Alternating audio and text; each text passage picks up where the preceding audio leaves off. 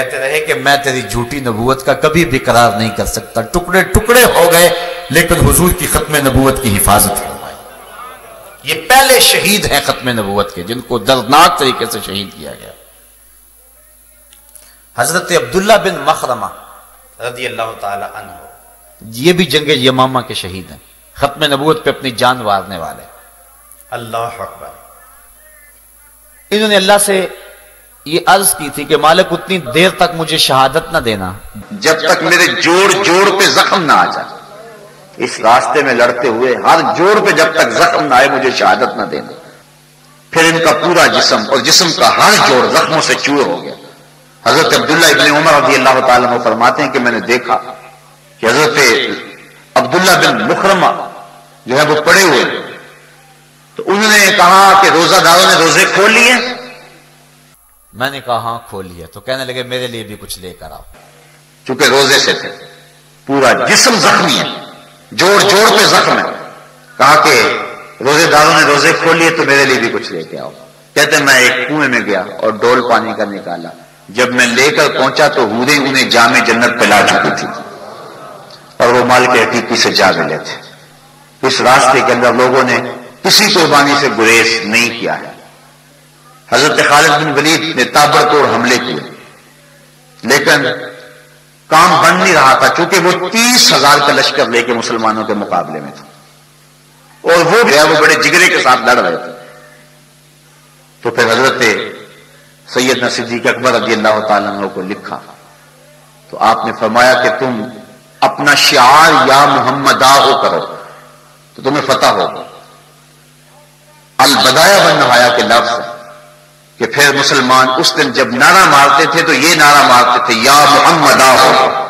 وَقَانَ شِعَارُ الْمُسْلِمِينَ يَوْمَئِذٍ یا محمدہ ہو۔ اس دن مسلمانوں کا شعار اور مسلمانوں کا نعرہ ہی یا محمد تھا۔ اتنا جوش پیدا ہوا کہ مسیلمہ کذاب کے ٹکڑے ٹکڑے کر کے رکھ دیے۔ حضرت واشی جنہوں نے حضرت امیر حمزہ کو قتل کیا تھا، وہ کہتے ہیں مجھے ساری زندگی اس کا پچھتاوا رہا، حضور کے سامنے نہیں بیٹھتا تھا، حضور میرے سامنے نہ بیٹھا کرو، چچا یاد آتے ہیں۔ تو کہا میں نے کہا کوئی موقع ملے تو اس کا کفارہ ادا کرو۔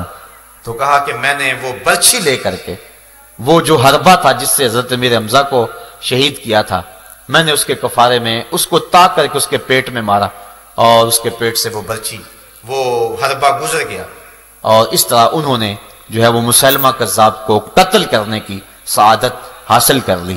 تو مسیلمہ کذاب مارا گیا تو اس دن ختم نبوت کے مجاہدین کا جو نعرہ تھا وہ یا محمدہ ہو تھا۔ تو اس بات سے یہ بات سمجھ میں آتی ہے اگر ختم نبوت کے باغیوں کو ختم کرنا ہے اور تخت و تاج ختم نبوت کی حفاظت کرنی ہے تو پھر یا محمد کے نعرے لگانے پڑیں گے، تب امت کے اندر وہ جذبہ پیدا ہوگا۔ اور آپ 53 کی تاریخ دیکھ لیں، یہی نعرہ تھا جس نے قوم میں جذبہ پیدا کر دیا۔ ہمارے اسلاف نے بھی اس راستے میں قربانیوں کی ایک لمبی داستان رقم کی، اور بعد میں آنے والوں نے بھی اس سلسلے کے اندر اپنی محبتوں کے نذرانے اور اپنی جانوں کے نذرانے پیش کیے۔ یہ تحریک جو چلی ہے 1953 کی، اس میں 10,000 لوگوں نے اپنی قربانی پیش کی، 10,000 لوگوں نے۔ بلکہ ایک عورت اپنے بیٹے کی بارات لے کے جا رہی تھی لاہور کے اندر کہ تڑ تڑ گولیوں کی آواز آئی۔ اس نے روک کے پوچھا یہ کیا ماجرا ہے؟ کہا ختم نبوت کے جانثار اپنی قربانیاں پیش کر رہے ہیں اور وہ گلے کھول کھول کے سینے پہ گولیاں کھا رہے ہیں۔ اس نے بارات کو وہیں روکا اور سب سے معذرت کی اور اپنے بیٹے کو کہا کہ بارات واپس جانے لگی ہے، میں یہ سیرا اتار کے تجھے شہادت کا سیرا پہنانا چاہتا ہوں اور اتنی دیر تک حدود معاف نہیں کرو گی جتنی دیر تک محمد عربی کی ناموس میں قربانی نہیں پیش کرو۔ اور پھر دنیا نے دیکھا کہ پھر اس بچے کی لاش جو ہے وہ وہاں سے اٹھائی گئی اور وہ شہادت کا دولہا بن کے گھر میں پلٹتا ہے۔ تو یہ تاریخ ہے ہماری۔ علامہ عبدالستار خان نیازی علیہ الرحمہ نے کون سی قربانیاں پیش نہیں کی ہیں؟ وہ جب شیر دھڑتا تھا تو سینوں کے اندر کلیجے کانپتے تھے۔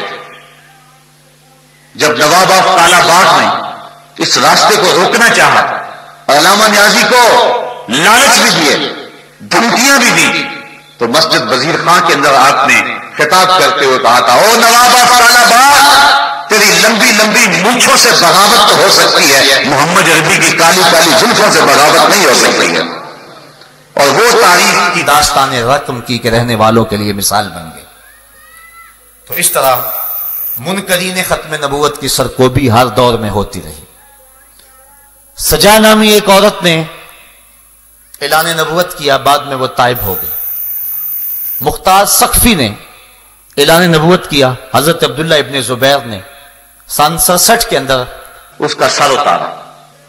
متنبی نے اعلان نبوت کیا، بعد میں اس نے اس سے توبہ کر لی، رجوع کر لیا. مختلف ادوار میں مختلف لوگ نبوت کا جھوٹا دعویٰ کرتے رہے.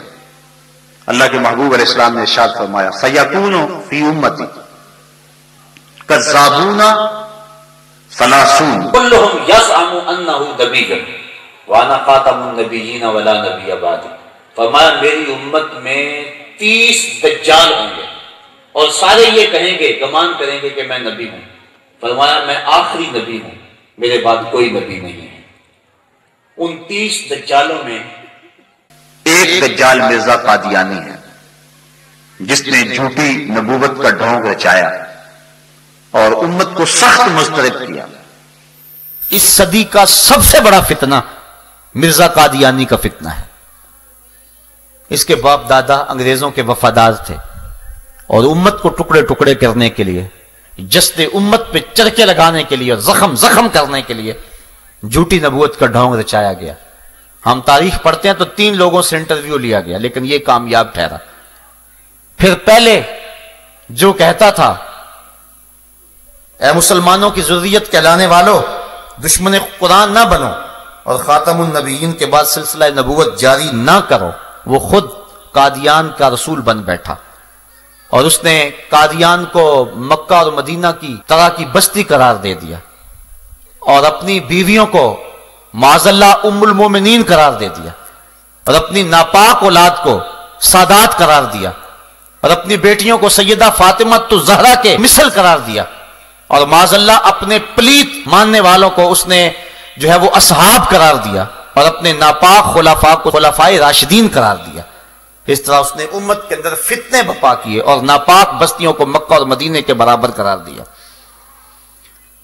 اللہ تعالیٰ نے اس کے شر سے امت کو محفوظ فرمانا تھا. 1840 کے اندر یہ پیدا ہوا اور 1880 سے لے کر 1891 تک حیات مسیح کا منکر رہا. اس کے بعد پھر اس نے ملہم من اللہ ہونے کا اعلان کر دیا، مسیح موعود ہونے کا اعلان کر دیا، مہدی موعود ہونے کا اعلان کر دیا. 1890 میں پیر مہر علی شاہ رحمۃ اللہ تعالی علیہ حج پہ گئے. حضرت حاجی امداد اللہ مہاجر مکی علیہ رحمہ سے وہاں ملاقات ہوئی. پیر صاحب کو دیکھ کر فرمانے لگے پیر صاحب آپ حج پہ آئے ہوئے ہیں، واپس جائیں، ہندوستان میں ایک فتنہ اٹھنے والا ہے جس کی سرکوبی آپ کریں گے.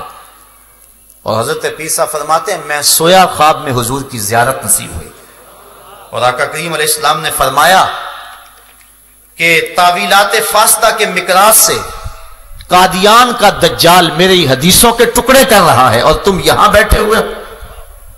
حضرت پیر صاحب فرماتے ہیں کہ میں آیا اور آ کر کے جو ہے اس کی خبر لے.